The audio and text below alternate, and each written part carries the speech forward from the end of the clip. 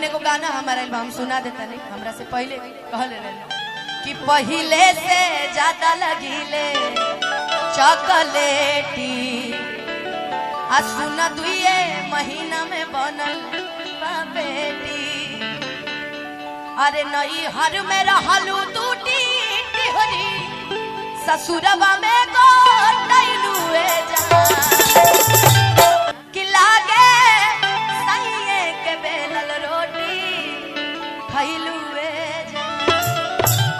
एगो और गाना ट्रेंड करता कि गोरी तोहारो तमन्ना रहे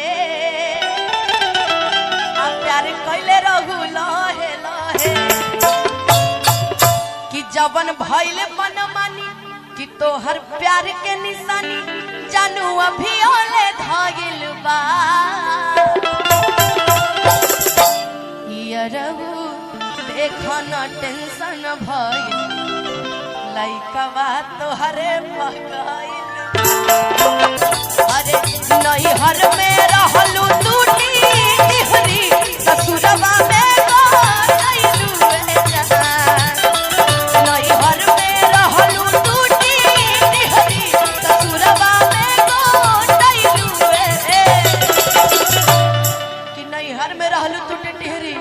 अच्छा ऐसा काहे होला कि लड़की सब ससुरारी जाते मोटा जली सन तबे नु कहनी है कि खाई अपना मर्दा के कमाई न जाई कहे। सुना कि नहीं हर में रहलू टूटी टिहरी ससुरबा में गोटैलुए जा।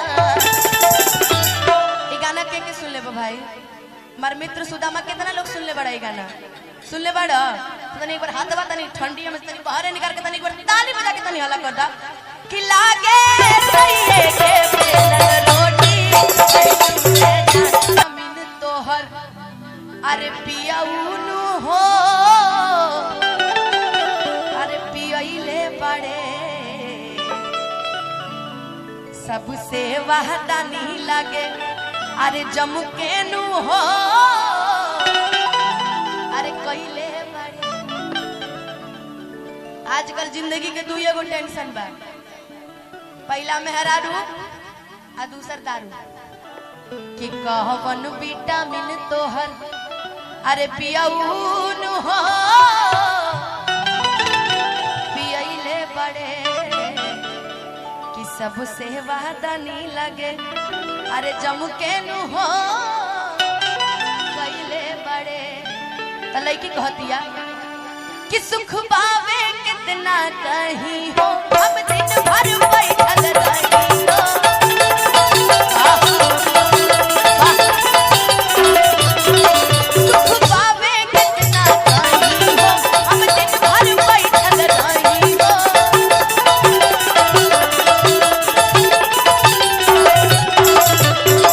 सरधा कपूर जाता उर को लगई देवा कैलुए जा। सरधा कपूर जाता उर को लगई देवा कैलुए जा। लागे सैये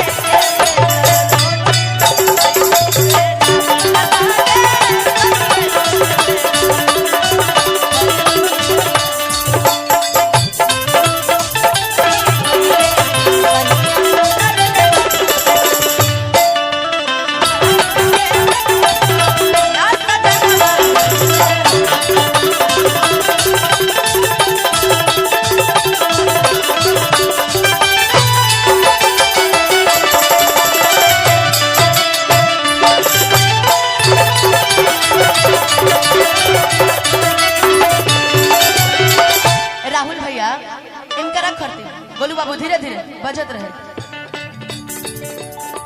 लबरी रे लबरी लबरी लबरी रे लबरी कि लबरी कि लबरी लबरी रे लबरी लागे सैये के